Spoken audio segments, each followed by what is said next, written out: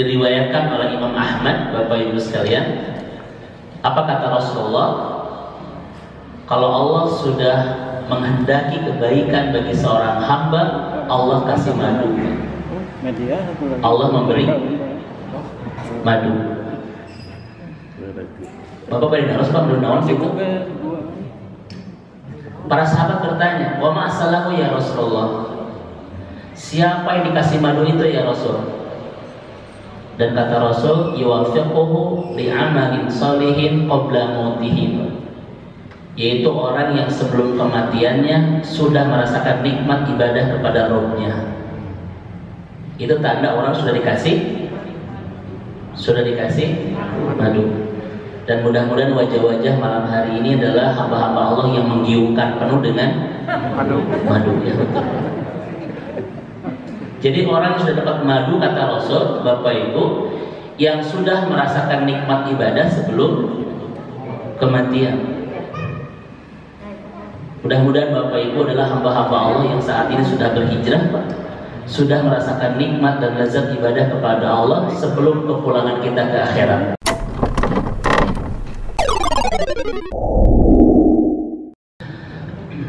Bismillahirrahmanirrahim.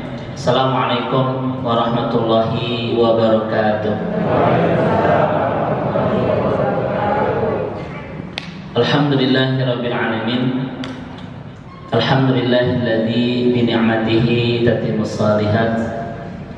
Wa asyhadu an la ilaha illallah wahdahu la syarikalah. Wa asyhadu anna Muhammadan abduhu wa rasuluh al-mab'utsu rahmatan lil alamin.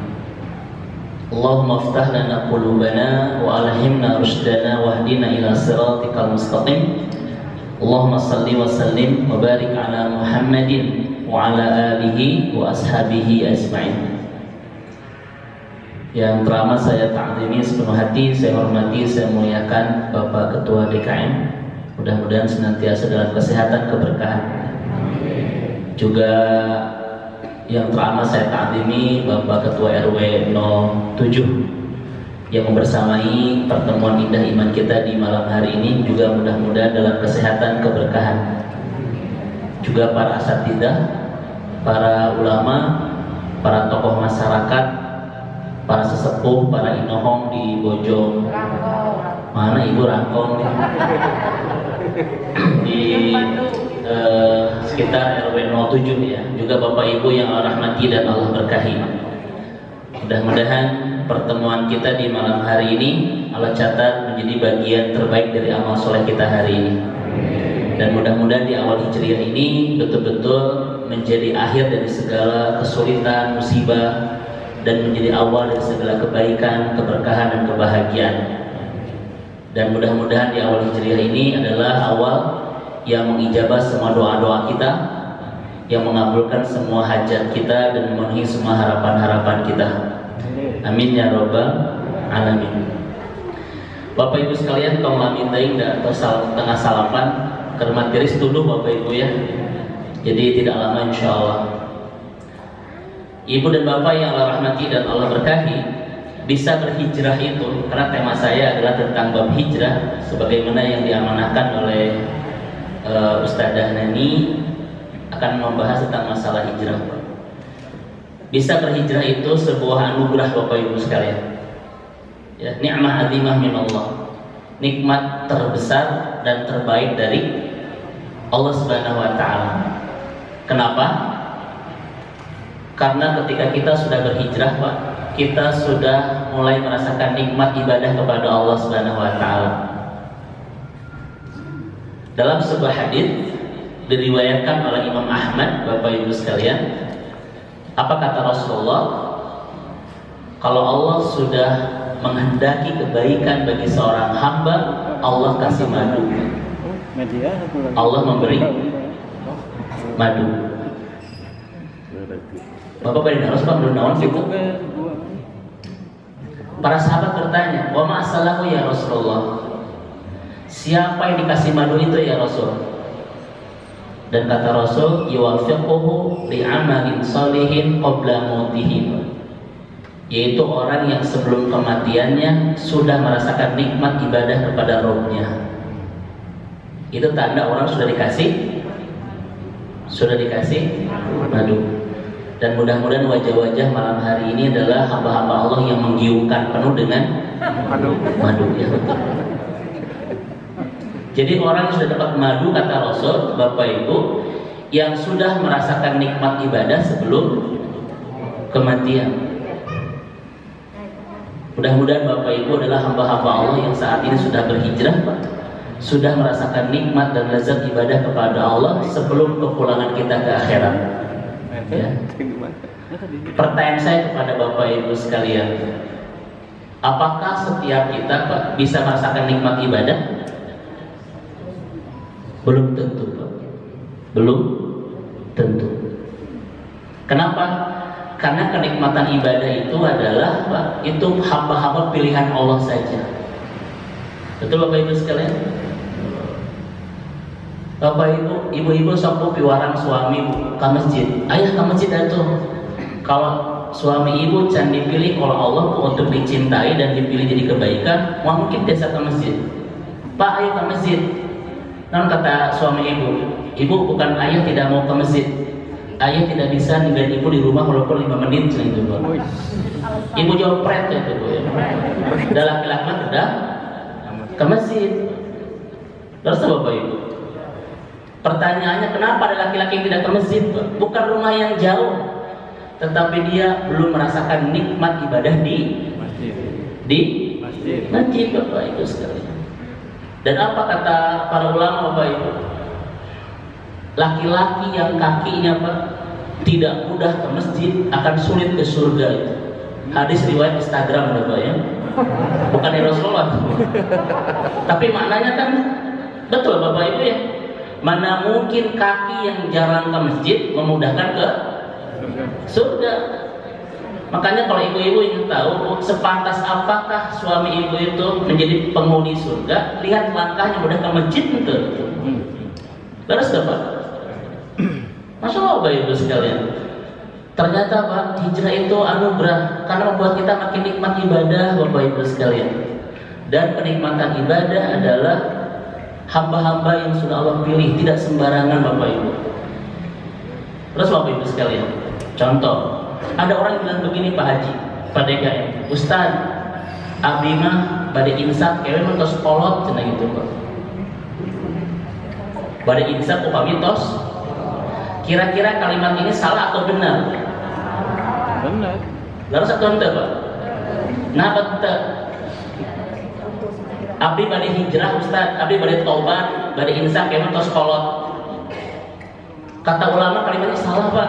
Nah, satu, usia Bapak Ibu tidak mengubah apapun kecuali membuat kita tua itu. Terus, apakah di hari tua ada jaminan kesolehan? Jaminan ketaatan, Pak? Tidak ada. Tidak ada di hari tua kecuali usia yang semakin menua. Udah usia mah tidak mengubah apapun kecuali membuat kita makin menua. Usia itu hanya mengubah ibu dari imut-imut menjadi, nah itu saja, tidak mengubah apapun. Jangan pernah mengatakan Ustaz, abe ibadah insaf pintas kolot. Hari tua tidak menjanjikan keinsafan, hanya menjanjikan ketuaan. Usia tua itu hanya mengubah bapak dari subhanallah menjadi astagfirullah. Innalillahi wa inna ilaihi raji'un. Allahumma inni a'udzubika min al-khubuthi wa begitu Ibu. Ini puasa Ibu di belakang. Tidak, Pak. Tidak ada jaminan kita bisa menemukan nikmat ibadah di hari tua. Ayo ke Bapak Ibu sekalian, orang makin tua makin tidak nikmat ibadah. Hanya Bapak Ibu sekalian. Ya, nyari cangkeng. Jangan dulu curhat, Pak. Bapak Ibu datang sekarang ke masjid melingkar iman bersama orang-orang soleh, Pak, di malam hari ini. Apakah faktor karena tua? Apakah faktor karena tua? Bukan, Pak. Bukan, walaupun kelihatan sudah.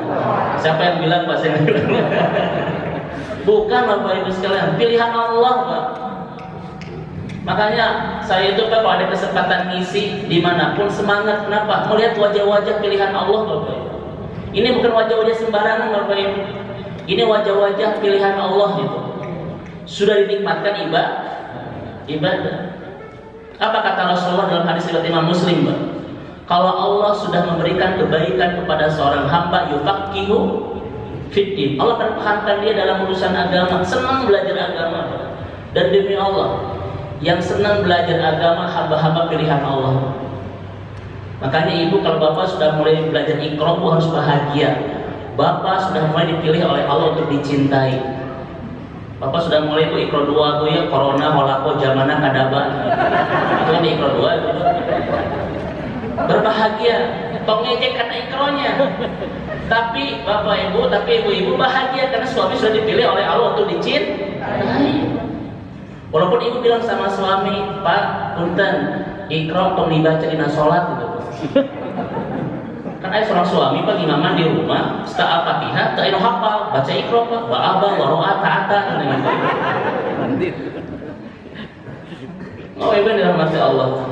Saya itu Pak, saya luar biasa ya mengenang 2 tahun kemarin itu, waktu awal mula pandemi Pak RW ya, kan kita tidak boleh tarawih di masjid Pak. Memang Allah Subhanahu wa Ta'ala itu sedang membatasi, tetapi di balik itu Allah sedang melapangkan untuk siapa? Allah mempercayai semua laki-laki untuk menjadi imam besar di rumah masing-masing sholat tarawih. Belum pernah terjadi sepanjang sejarah umat Islam di mana laki-laki dipercaya oleh Allah menjadi imam besar sholat tarawih di rumah masing-masing Pak. 2 tahun kemarin itu, Masya Allah. Mungkin bapak-bapak ini mantan-mantan imam besar di rumah nih Pak. Betul. Ya. Tetapi ternyata di Kota Bandung Pak DKM, saya dapat banyak curhatan di ibu-ibu Pak. Ustaz, di imaman kusonya bosan nih itu. Nah aku kulhudui. Makanya bapak ibu ya, terutama bapak nih Pak, ayo kita banyakin hafalan dong. Salah satu kenapa kita sebanyak hafalan untuk menikmatkan sholat malam. Itu kata para ulama. Kenapa kita sebanyak hafalan untuk menikmatkan sholat malam salah satunya. Sok bapak-bapak ketika sholat malam baca Ar-Rahman ya, tadi imam waktu itu Isa nikmat Pak. Baca Al-Waqi'ah ya, baca apa Pak DKM. Selama ini bapak ketika tahajud baca apa? Amri kulhu, subuh kulhu, zuhur, kuliah, asar, ina atau ina tahajud, ulang lagi. Makanya Ustaz, alhamdulillah abdi mah ada tahajudnya ditelami 10 menit, nyanyi ada kulhu atau Pak. Ya Bapak Ibu dirahmati Allah Subhanahu wa Ta'ala. Makanya ibu dan bapak yang Allah rahmati dan Allah berkahi, jangan pernah mengatakan abdi bade insaf kemat tos tua. Satu, di hari tua kita tidak menemukan apa-apa kecuali kita menemukan kita yang sudah mulai menua Pak. Jadi cangkeh, nah curhat deui Pak, ya. Usia itu hanya mengubah bapak dari sispek menjadi simpel Pak, pelendung gitu ya. Itu saja. Apakah ada jaminan sore di hari tua? Ayah Bapak Ibu sekalian. Kenapa? Karena kenikmatan ibadah bukan faktor usia, tetapi faktor dicintai dan dipilih oleh Allah Subhanahu wa Ta'ala.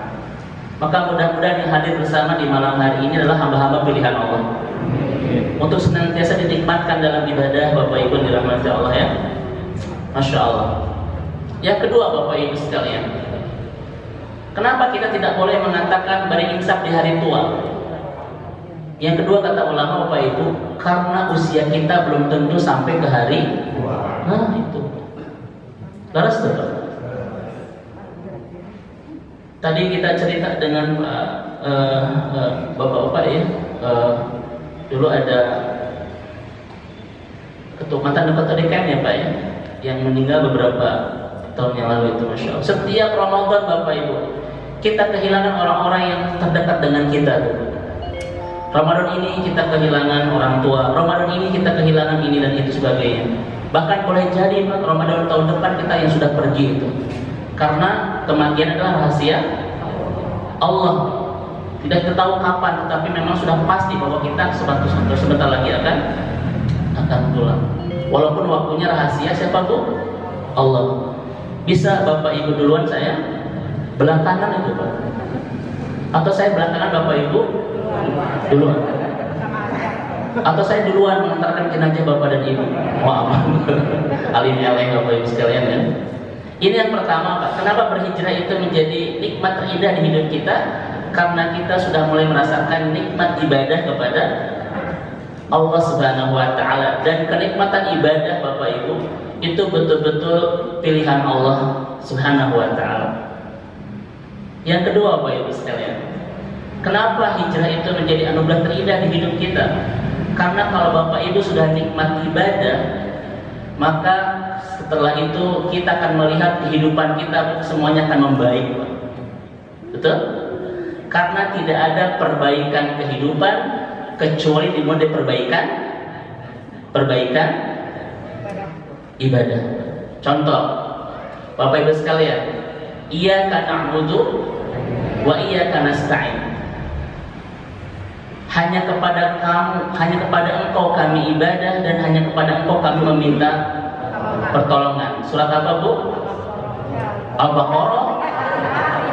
Kita sana mina Bu. Surat Al-Fatihah ayat ke sok hitung dulu Pak. Bismillahirrahmanirrahim. Ayat ke seberapa? Ayat kelima. Betul ya? Kita percantat tapi dihitung lagi. Ayat kelima Bapak Ibu. Mari kita lihat Bapak Ibu sekalian. Iyyaka na'budu wa iyyaka nasta'in. Hanya kepadamu kami ibadah, hanya kepadamu kami meminta pertolongan. Kata Ibnu Qayyim, ada rahasia indah di ayat ini. Ada paket antara ibadah dan pertolongan. Kenapa Allah Subhanahu wa Ta'ala mempaket ibadah dan pertolongan digabung dalam satu ayat yang kita baca belasan kali dalam sehari? Sok Bapak Ibu baca ayat ini seberapa kali dalam sehari? Seberapa kali Pak Haji? Minimal 17 kali. Ustadz, kenapa dipakai ibadah pertolongan? Itu maknanya dua Bapak Ibu sekalian. Yang pertama, ketika kita bisa melaksanakan ibadah, itu pertolongan Allah. Terus Bapak Ibu sekalian, kalau Allah tidak menolong seorang hamba, nggak mungkin dia bisa ibadah. Terus ibadah itu pertolongan Allah. Yang kedua Bapak Ibu sekalian, ya, yang pertama dulu Pak, bahwa kalau kita sudah ibadah, itu tandanya adalah pertolongan Allah. Makanya kalau Bapak Ibu berdoa kepada Allah, sebelum minta yang lain Pak, minta dulu ditolong. Saya ulang lagi Bapak Ibu, ibadah itu pertolongan Allah berdasarkan surat Al-Fatihah. Jadi kalau Bapak Ibu berdoa, sebelum minta yang lain, minta dulu untuk ditolong. Saya ulang lagi Pak, sampai jam sabaraha. Katanya nyambung itu. Ibadah itu pertolongan. Jadi kalau Bapak Ibu berdoa meminta pertolongan, sebelum minta yang lain, minta dulu ditolong. Ibadah Pak. Allah. Ibu-ibu, kalau ibu mulai berdoa, biasanya minta naon dulu yang pertama? Bu, nyuga naon? Tong rezeki wae kebosan dulu sanes. Padahal Pak Haji, apa kata Rasulullah? Wahai Mu'an, aku ajarkan, aku wasiatkan kepada kamu satu doa yang jangan kau tinggalkan selesai Anda melaksanakan sholat. Ini wasiat Rasul kepada Mu'ad bin Jabal. Namanya wasiat, Bu. Jangan tinggalkan doa ini sebelum Anda keluar masjid. Apa doanya Bu? Allahumma inni a'udzubika minal khubusi wa teman toilet atau Bu? Lancar. Kata apa wasiat doa toilet? Allahumma a'inni ala dzikr wa syukr wa husni. Tuh Bapak Ibu sekalian. Makanya Al-Fatihah mengajari kita, ketika kita mulai berdoa, sebelum minta yang lain, minta dulu ditolong ibadah. Betul Bapak Ibu sekalian? Allahumma a'inni ala dzikrika, ya Allah bantu aku untuk senantiasa ingat kepadamu. Bapak Ibu, kenapa ingat kepada Allah kita butuh bantuan? Ya Allah bantu aku untuk ingat kepadamu.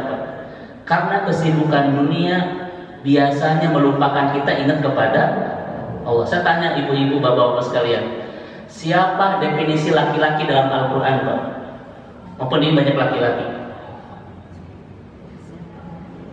Saya bertanya, bukan cek merenung Pak, barager Pak. Pak, siapa laki-laki menurut versi Al-Quran? Yang pertama adalah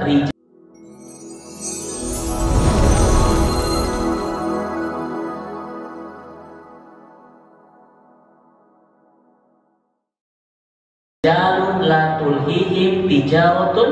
Lanjutkan Bu, tijaratun. Bu, tijaratun inna syani'aka huwal. Bukan atau buat. Rijalun la tulhihim tijaratun wala bay'un an dzikrillah. Laki-laki itu Pak yang kesibukan dunianya tidak melalaikan dia dari Rabb-nya. An-Nur ayat 37. Jadi kalau ada laki-laki Pak sibuk dunia, saya ke masjid, poho ibadah, poho baca Al-Quran, bukan laki-laki itu Pak. Apa namanya? Wal malam bisawab itu. Dan laki-laki Pak yang kesibukan dunianya tidak melalaikan dia dari Rabb-nya. Nah ini pas semua laki-laki sejati semuanya Pak, Masya Allah ya. Ini kan berarti wajah-wajah penuh kesibukan Pak, sibuk ngalamun Pak ya. Tetapi kesibukan kita tidak menaikkan kita dari Allah Subhanahu Wa Taala. Di luar sana Bapak Ibu lihat banyak laki-laki yang sibuk dengan dunia Pak, sampai lupa dengan sang pemilik dunia itu. Laras Pak, laras Bapak Ibu. Di luar sana banyak laki-laki yang mengejar cari rezeki, tapi lupa ibadah kepada sang pemberi rezeki. Itu yang pertama Bu. Mudah-mudahan ibu-ibu punya suami yang betul-betul laki-laki.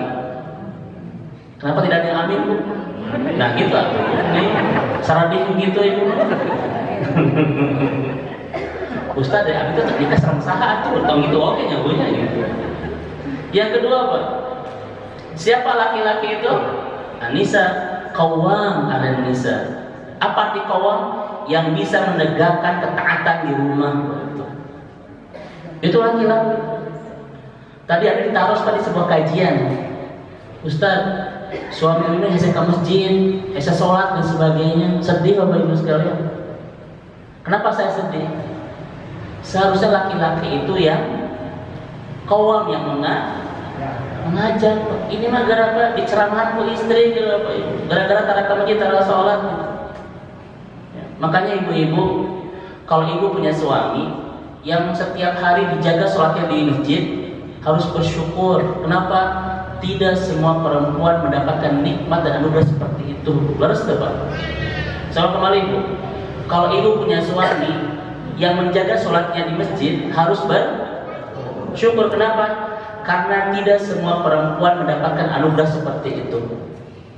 Ayat Bu, seorang suami masih ke masjid. Bu ayat Bu, sok ngacung saha? Bontong sok ngacung Bu. Nanti curhat ya. Ini apa Ibu dirahmati Allah itu? Itu laki-laki satu yang kesibukannya tidak melalaikan ibadah. Yang kedua Pak, yang betul-betul menjadi qawwam, penegak syariat di rumah itu. Ya. Dan sekarang Pak lihat Pak, banyak laki-laki yang khawatir dengan masa depan dunia keluarganya, tetapi cuek dengan masa depan akhirat keluarganya. Itu begitu. Ada nggak Bu laki-laki yang segera memperbaiki rumah yang retak, tetapi cuek memperbaiki ibadah keluarga yang retak? Ada nggak? Itu namanya Pak laki-laki yang lebay dengan dunia tapi abai dengan akhirat. Bapak di sini lebay atau abai Pak?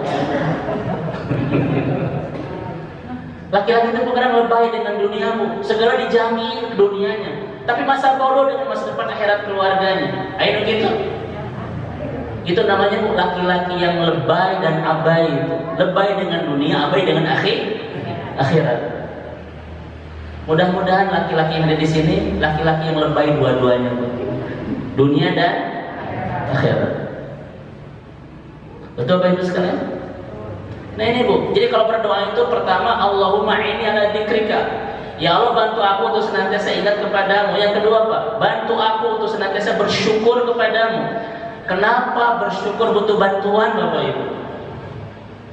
Karena kalau tidak dapat bantuan dari Allah Pak, susah bersyukur itu. Apalagi kita punya penyakit Bu, namanya apa? An-nadratu ilal maut. Selalu melihat orang yang di atas kita Pak. Itu penyakit bersyukur itu. So Bapak Ibu, senantiasa melihat orang di atas kita. Kira-kira kita jadi mudah bersyukur tidak, Baji? Ibu lihat Bu, artis Korea hidungnya mancung, bibirnya kecil dan mungil, sementara ibu dibalik bibir mancung, hidung kecil banget, bersyukur malu. Ibu lihat artis Korea putih, kuning, langsat, sementara ibu sawo nggak bersyukur. Itu penyakitnya. Makanya kata Rasulullah, Bapak Ibu, la tanduru ila man huwa fawqakum. Itu kata Rasulullah. Jangan sering melihat orang di atas kita. Kenapa? Merusak syukur kita dengan segala anugerah yang sudah Allah berikan dalam hidup kita, Pak. Betul Bapak Ibu sekalian? Ibu terus kedua suami setiap hari nonton drama Korea terus ke Rasep ya, di Mingho, subhanallah. Artis iya subhanallah, artis itu subhanallah. Dan suami bilang apa, Bu? Astagfirullah. Makanya unduru ila man huwa asfala minkum. Contoh Bapak Ibu, saya kasih contoh punten. Pak abi jeruk 2 kilo. Ku abi dia cana hiji, udah pesek beri tuang. Pada KM nyungkeun, Ustaz nyungkeun. Nu hiji nu beri tuang, Pak, dibelah jadi 2. Abi setengah, pada KM setengah. Padahal 2 kilo. Menurut Bapak dan Ibu saya orang apa? Tuh begitu. Pelit lagi. Abdi masih ada, Pak? Masih. Saya ngasih nggak barusan? Masih. Memberi itu baik atau buruk? Baik. Seharusnya kebaikan itu dipuji atau dihina? Puji. Kenapa barusan hina saya, Pak? Saya potong. Saya baru pertama, baru 2 kali ngisi di sini Pak sudah hina itu. Kenapa hina saya barusan pelit karena gitu? Saya ulang lagi Pak, memberi itu baik atau buruk? Kebaikan itu dipuji atau dihina? Puji. Kenapa barusan hina saya? Ini nggak sopan Pak Ustaz. Kenapa disebut pelit Bapak Ibu saya? Karena ada 2 kilo kan Pak? Itu penyakit. Kalau kita senantiasa melihat yang besar, tidak akan mungkin bisa mensyukuri yang kecil. Terus tuh. Saya ulang kembali Bapak Ibu. Kalau kita senantiasa melihat yang besar, tak mungkin bisa mensyukuri yang kecil. Abdi ngasih wae Pak disebut pelit nah gitu.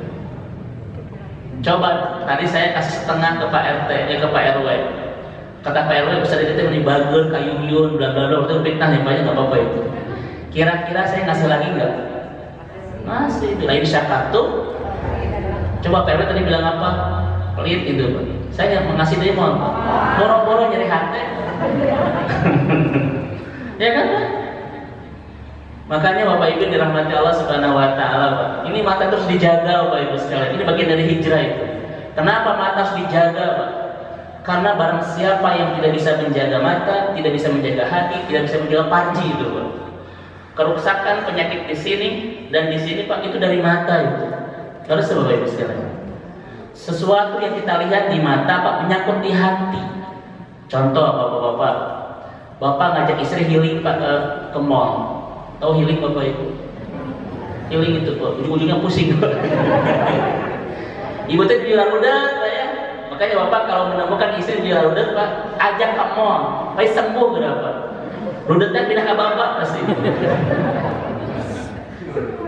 Itu Pak. Bapak ngajak istri Pak ke mall, rencana nama healing itu Pak.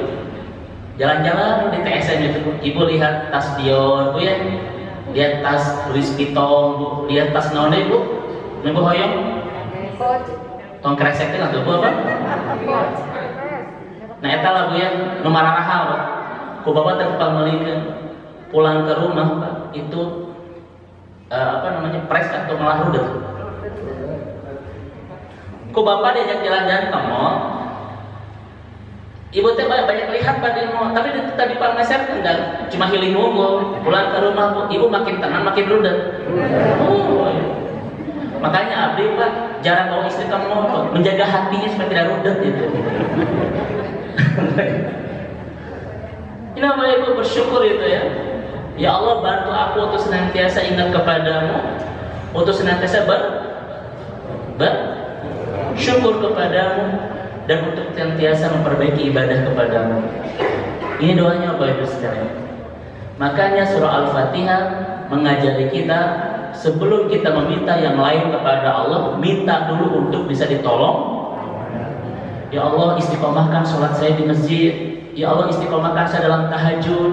Ya Allah, mudahkan saya melaksanakan ketaatan kepada. Itu dulu Bapak Ibu. Dari rizki gitu. Itu dulu Bapak Ibu sekalian. Ya Allah, jadikan saya orang istiqomah dalam hijrah. Betul Bapak Ibu sekalian? Itu dulu sebelum yang lain. Yang kedua Bapak dan Ibu, iyyaka na'budu wa iyyaka nasta'in. Hanya kepadamu kami ibadah, hanya kepadamu kami minta pertolongan. Rahasia pertama, kalau Bapak Ibu sedang ibadah, itu tanda sedang ditolong oleh Allah. Yang kedua Bapak Ibu sekalian, kalau ingin banyak pertolongan, Pak, perbaiki ibadah. Terus, karena adanya pertolongan dari Allah ketika kita memperbaiki ibadah kepada Allah. Contoh Bapak Ibu, hayya 'alas shalah dan hartosna. Hayya 'alal falah.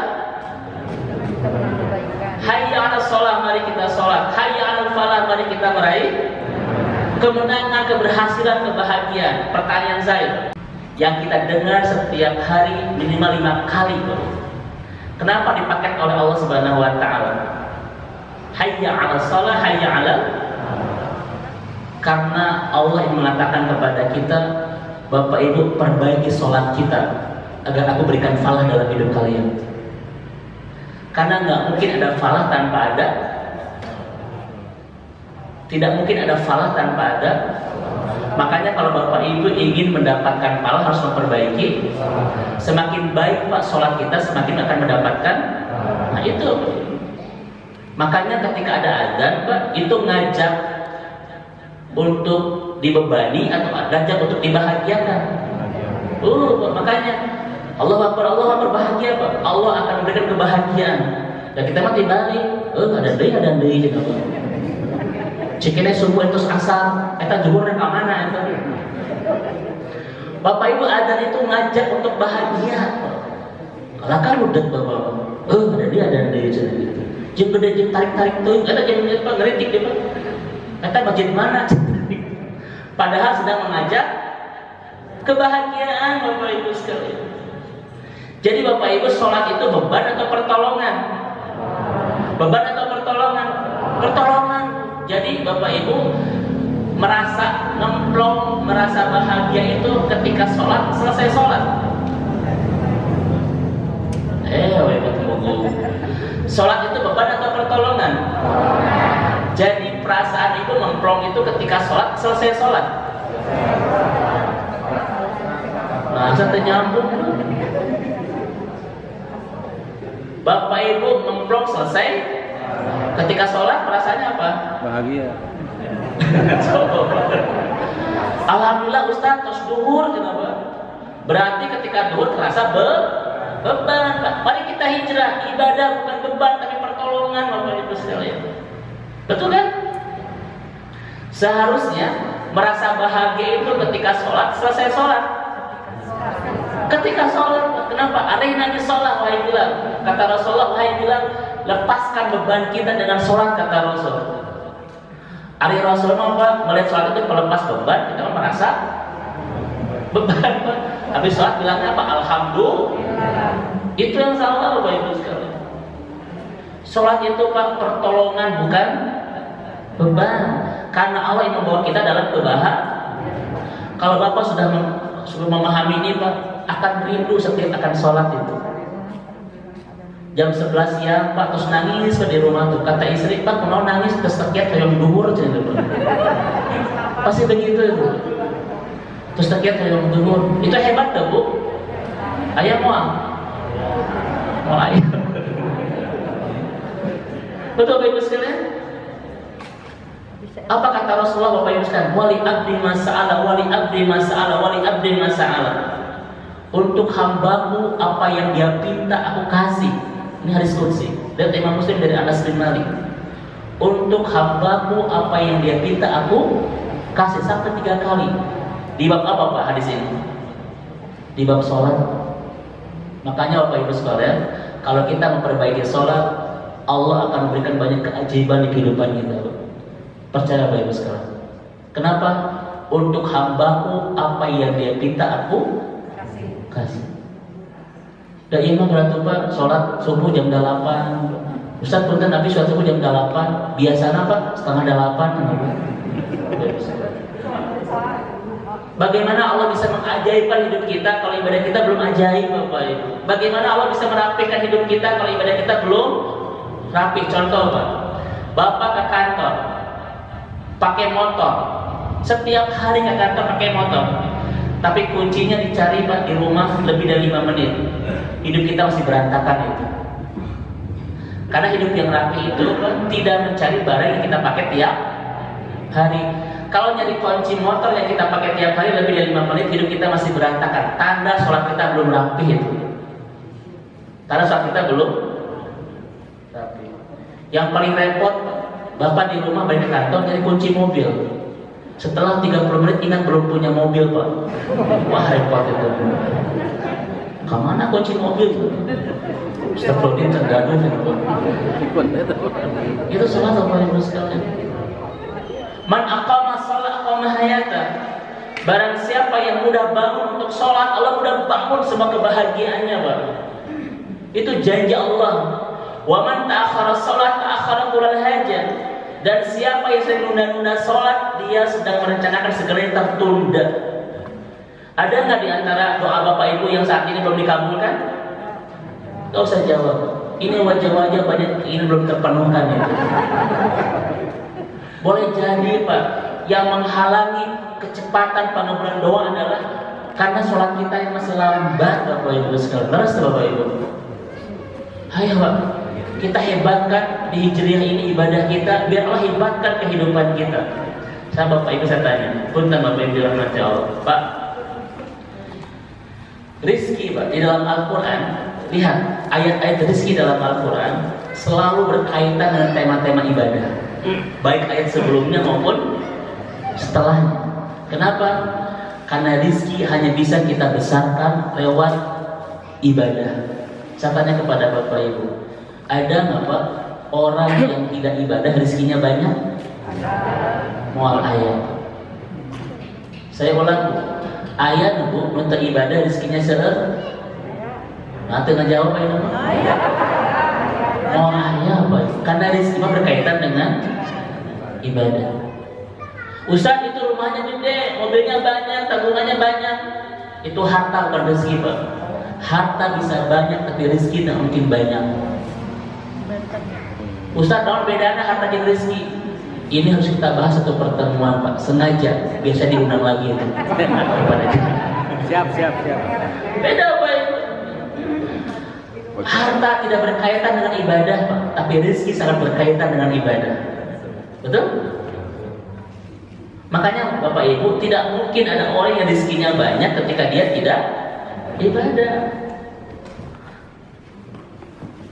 Dan kita mah kesalahannya Bapak Ibu sekalian, ini kesalahan kita Pak RT Pak Desa. Kalau bahas masalah rezeki ujung-ujungnya kemana? Ke harta Pak. Padahal kata Sya'rawi, harta itu bagian terkecil dari rezeki. Ada yang paling besar rezeki itu daripada harta. Ketenangan, kebahagiaan, nikmat ibadah,